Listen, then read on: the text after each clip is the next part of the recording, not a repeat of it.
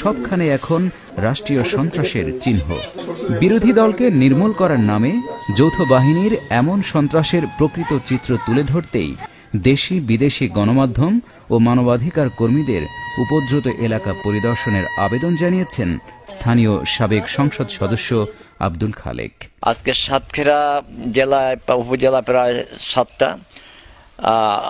প্রত্যেক উপজেলায় প্রায় তারা ভাঙচুর করেছে নেতৃবৃন্দের, এমনকি কর্মীদের, এমনকি যার সঙ্গে যার আক্রমণ রয়েছে তাদের বাড়ি ভাঙচুর করেছে এবং নিঃস্ব করে দিয়েছে। বাড়ি ঘর দোকানপাট জ্বালাই দিয়ে এমন আতঙ্কগ্রস্ত করেছে যে আজকে পর্যন্ত মানুষ বা রাত্রিতে বাড়ি থাকতে পারছে না। তাদের বাড়ি বিরান ভূমি করেছে। রুখে দাঁড়াও বাংলাদেশ এই সংস্থার উদ্যোগে আবেদ খানের নেতৃত্বে কিছু সাংবাদিক এখানে আসে এবং এখানে তারা বিভিন্ন ভাবে প্রচার করছে যে সাতক্ষীরা নাকি মিনি পাকিস্তান হয়ে গেছে।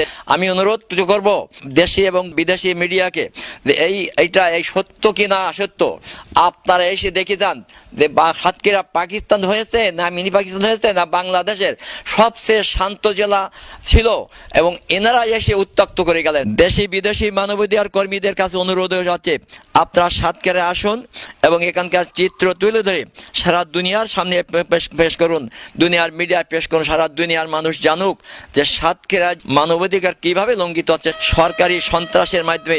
আপনারা একটু এই চিত্রটা তুলে আপনারা সারা দুনিয়া একটু জানান।